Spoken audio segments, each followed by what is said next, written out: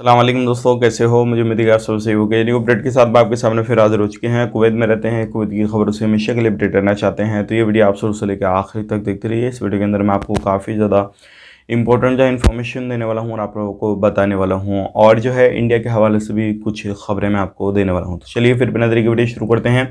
लेकिन उससे पहले मैं आपको बताना चाहूँगा, चैनल आप हमारा पहली बार देख रहे हैं, चैनल को ज़रूर सब्सक्राइब करें और साथ ही साथ बेल आइकन ज़रूर प्रेस कर दें ताकि हमेशा आपको इसी तरीके से कुवैत के बारे में टाइम टू टाइम अपडेट मिलती रहे। तो आज जो है वो अरब कंट्रियों में ईद का दिन है और मेरी तरफ से सभी लोगों को ईद मुबारक हो।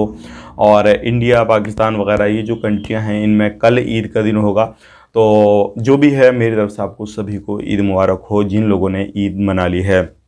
अब बात कर लेते हैं पे अगली खबर की तरफ। जो अगली खबर आ रही है निकल के, जो बड़ी खबर है, अगर आप कहीं पर भी रहते हैं ध्यान रखें, जो ईद के मौके पर मिनिस्ट्री की तरफ से अपडेट दिया जा रहा है कि आप कहीं पर भी भीड़ भाड़ इलाके में जाते हैं तो मास्क वगैरह का ज़रूर यूज़ करें किसी भी जगह पर आप जाते हैं। और ये आपके लिए अच्छा भी है, सेफ्टी भी रहेगी इससे आपकी।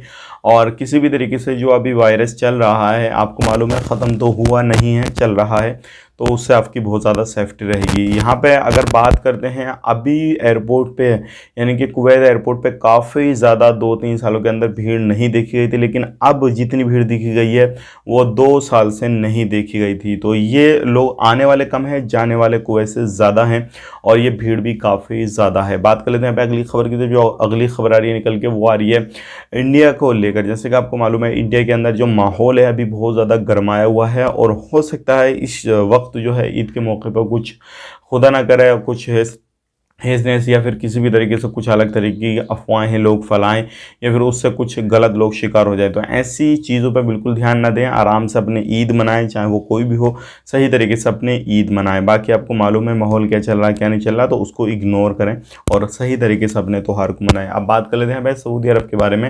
सऊदी अरब से एक बड़ी खबर आ रही है हाजियों के हवाले से। हाजी जो लोग हैं लगभग 9 लाख के करीब जो है इस मौके पर पहुँचे हैं और काफ़ी ज़्यादा भीड़ भी नज़र आ रही है और सारी बंदोबस्त जो है हज कमेटी की तरफ से सऊदी अरब के अंदर वो कर दिए गए हैं। तो आप अगर कहीं पे भी हैं, ख़ास करके अगर हज करने के लिए गए हैं, तो इस बार मुझे कमेंट बॉक्स में बताइए कोई परेशानी तो नहीं है, क्योंकि काफ़ी ज़्यादा जो टीमें हैं, एम्बुलेंस वगैरह भी जो है वो टीमें भी जो है वो पूरी तरीके से तैनात की गई हैं ताकि किसी भी बंदे को परेशानी ना पड़े।